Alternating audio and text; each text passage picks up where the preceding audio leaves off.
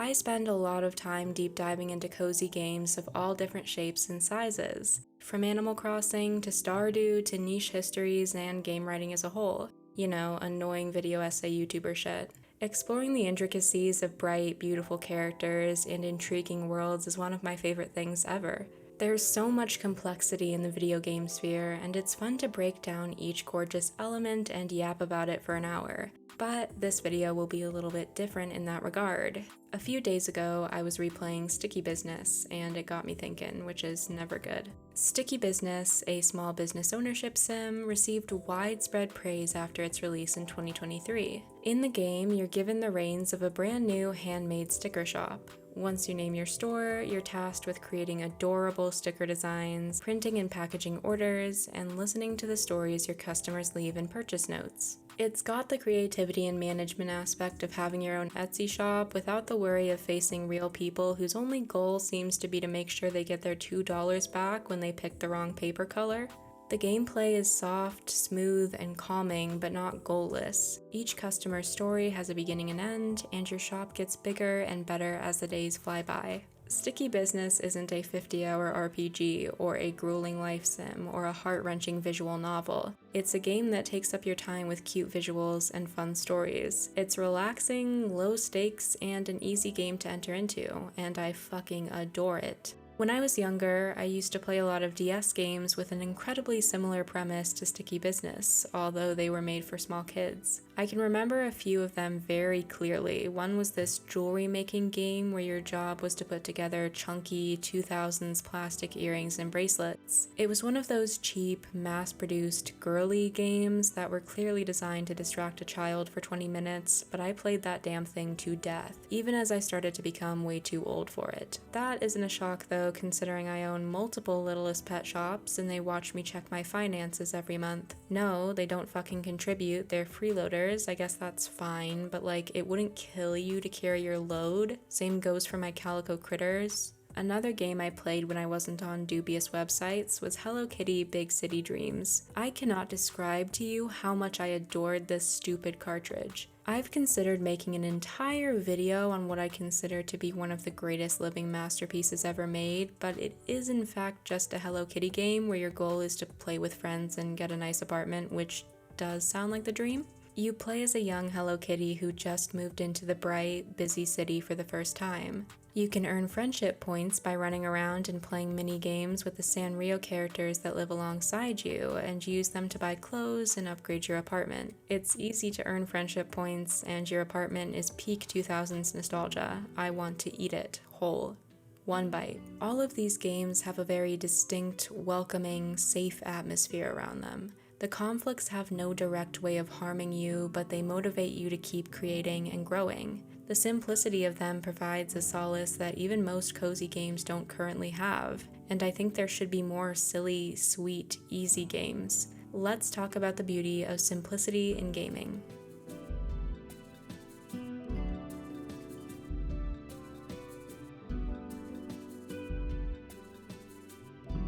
To begin, I'd like to go back toward my initial example of Sticky Business, which I apparently have a very hard time pronouncing. Don't know why, sticky is a hard word. Every word is hard when your Adderall has worn off and the sun is creeping up.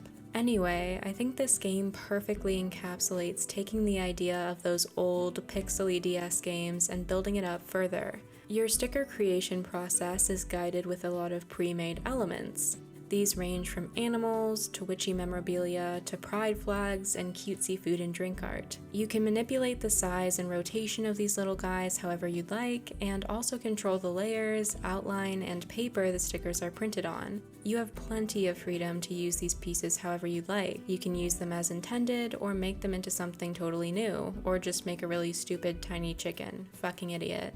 I'm sending him to the moon. This, in my opinion, takes away a lot of the stress that could be associated with the creating aspect. I know plenty of people feel self-conscious about their art or their skills in general, and this provides you with a good starting place. The base pixel art is already there waiting for you, but it's your responsibility to choose how everything is laid out and what you want your shop theme to look like.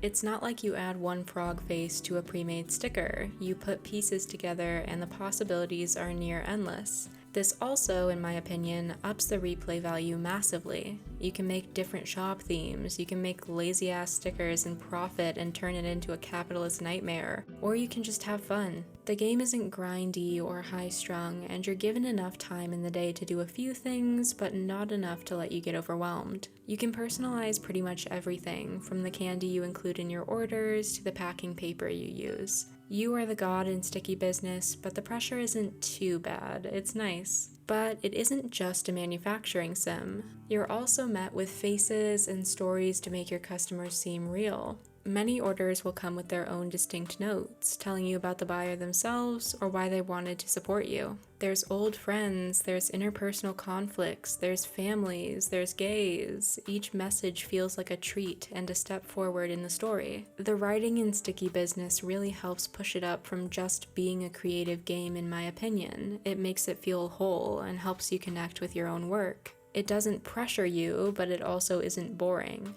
It's the perfect example of a silly, endlessly fun game with enough content to keep you coming back. It feels like a game I'd play on my old DS, but with a story that I can appreciate and connect with at any age. It doesn't have 90 hours of story-rich gameplay, and it doesn't need to. It's a fun, short, relaxing game, and that's all I need from it. If you want more time with it, there's a DLC that comes in at about $4, but I think Sticky Business is perfect all by itself. It isn't fully mindless, and I think calling it that would be a disservice, but it's as low pressure and fun as any Imagine fashion designer or wedding planner game from the DS days. It captures that easygoing vibe, but levels it up for an audience of all ages. Not that it necessarily needed to do that, because I played Cooking Mama for 4 hours after work yesterday. Now, I'm sure you all know and love Nintendogs, but I never got to play it as a kid. With the new Delta emulator thing going around, I decided to give it a try now, and it made this whole sensation so much clearer. My fucking god, I wish we had Nintendogs for the Switch, please, I beg. I need an IV bag of like 20 of those fuckers directly into my veins, a million Nintendogs right into my body. Nintendogs, in my opinion, is like a Tamagotchi that doesn't hate you. The animations are mesmerizing to the point where I almost started crying when my dumb little golden retriever closed her eyes as I rubbed her head. It isn't overly demanding, but there's plenty of small activities to do to make your digital dog as happy as possible. You can walk, train, and play with your dog. I named mine Honey Bear because, look at her, she's a little honey bear. There's also bits and bobs like washing and brushing. It was warm and happy, and I'm so glad I tried it out. It was the best gaming experience I've had in a while, and it was all because of the big brown eyes on my little guy. It had the perfect childhood flavor to it, but it still hit me in the same area I think it would have as a kid. I have my own dogs at this point in my life, and though having a Nintendog is a very different experience than having a real dog, the game is just about connection and care. Blah blah blah, people will pack bond with anything, whatever, I get it. There isn't really an ending to Nintendogs, and Jesus Christ, thank God there's not. If I had to throw a Nintendog funeral, I would have offed myself by now. It feels nice to simply check in on Honey Bear every couple days, play with her, and know she's all saved and cozy in my storage until next time. You're given the opportunity to care for something without the stress of a real, living being, and it feels rewarding. It's the perfect game for anyone who cries when they see a dog in someone's yard who isn't being played with. There's just nothing quite like a Nintendog, and it's something that hasn't really been replicated in the past few years. We need to bring the silly, pixelated dog genre back, and fast, or I will fucking lose it. I will. Do not test me.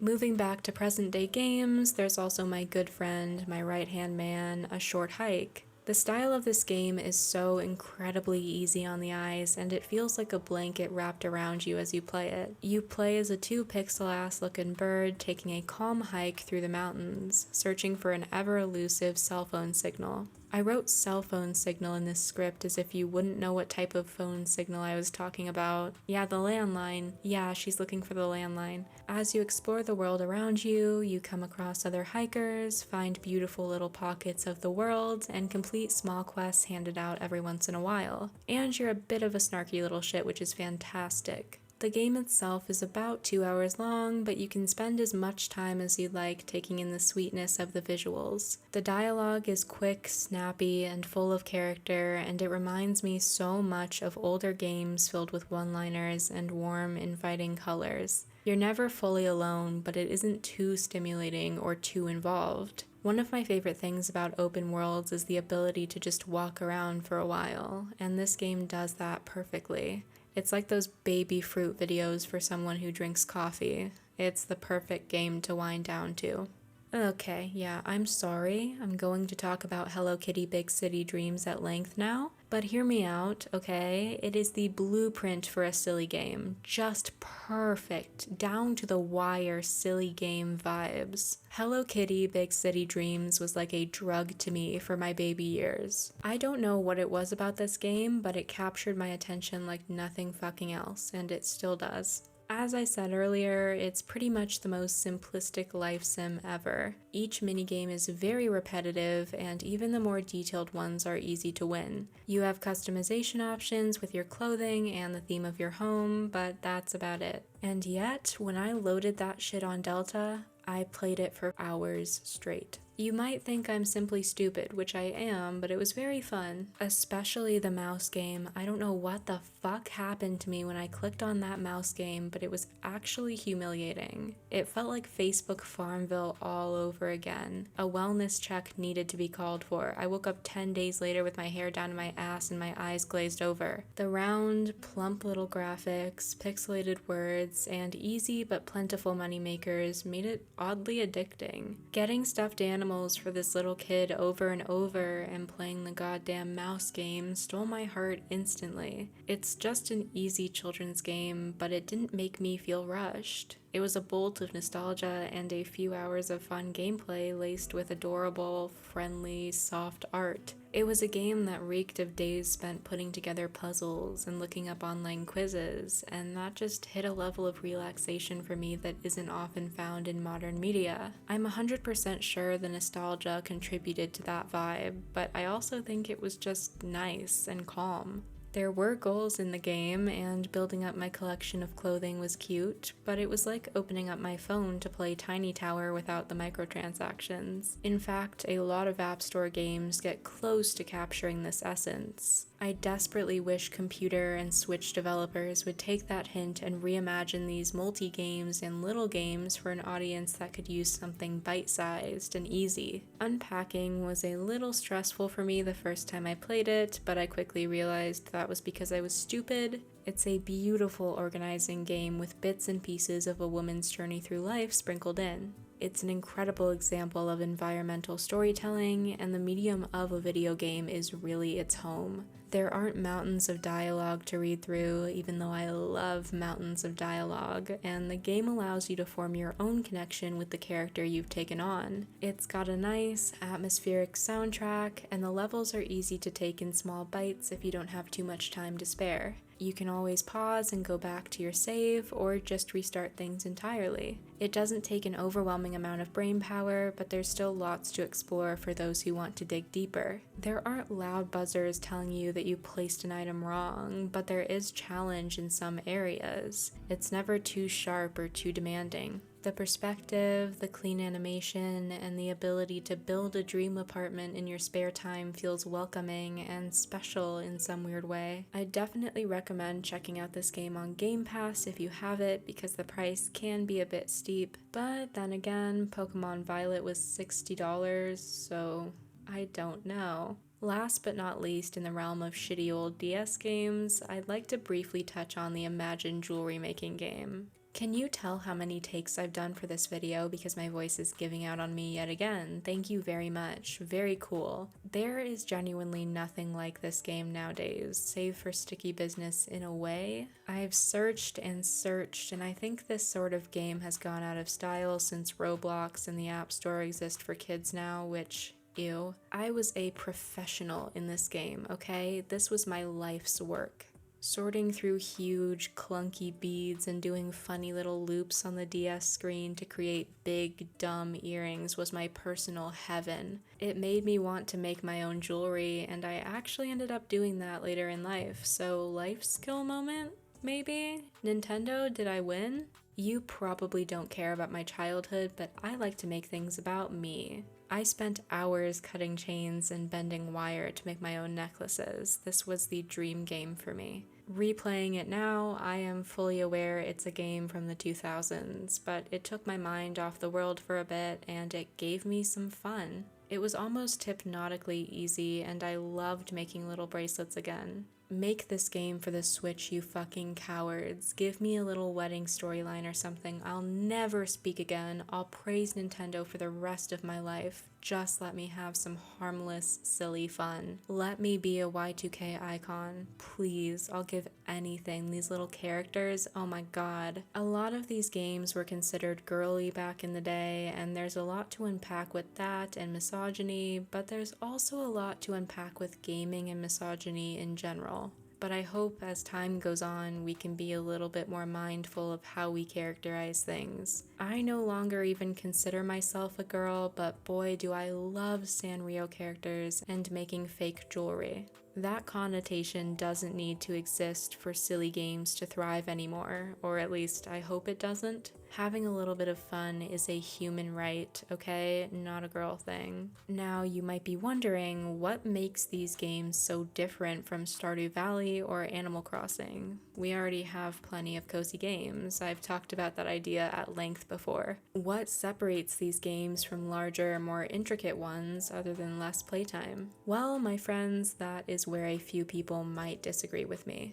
I really do love longer, more linear games. In fact, most of my favorite titles fall under that category, but I don't think every single game should have to swallow you up for an entire month to be considered good. There are different purposes to different narrative experiences, and I think with the age of content creation, games that are just fun have gotten a bit lost in translation. Some storylines are meant to be mind-blowing and affect your emotions greatly, twisting you through a boundless world of magic and intrigue. Nintendogs is meant to give you a pixel dog. Cooking Mama is meant to yell at you and let you cook. There's a place for mindlessness and easy, enjoyable experiences just as much as there's a place for long-form cozy games. Sometimes I want something quick and low energy to focus into, and I can find that in Sticky Business. It doesn't drain me or feel like a commitment, it's just there and nice and calming. There's even idle games like Neko Atsume, which I re-downloaded recently because I'm in that phase of my life.